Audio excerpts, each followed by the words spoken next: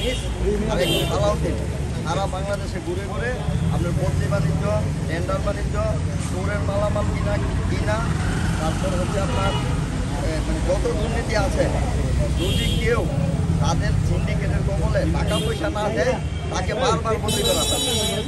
আমাকে 2 বছর 10 মাসের মধ্যে আমাকে 5 বার বদলি করছে।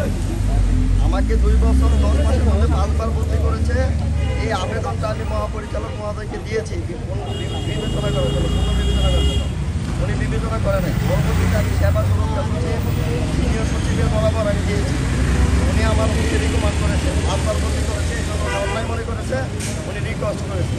ওনার রিকোয়েস্ট রাখিনি, আমি আদালতে মামলা করেছি, রিট করেছি যে আমাকে এত বারবার যদি বদলি করা আমি পরিবার নিয়ে চলি, এটা কেন? উনি রিটের শুনানিতে 3 দিন সময় দিয়েছে ওনাকে, উনি 15 দিনের সময় বাড়াই দিচ্ছে মামলার চলমান। এমন অবস্থায় গতকালকে উপদেষ্টা স্বরাষ্ট্র মন্ত্রণালয় এবং সেবা সুরক্ষা সচিব ফায়ার সার্ভিসের একটা ভিজিট ছিল।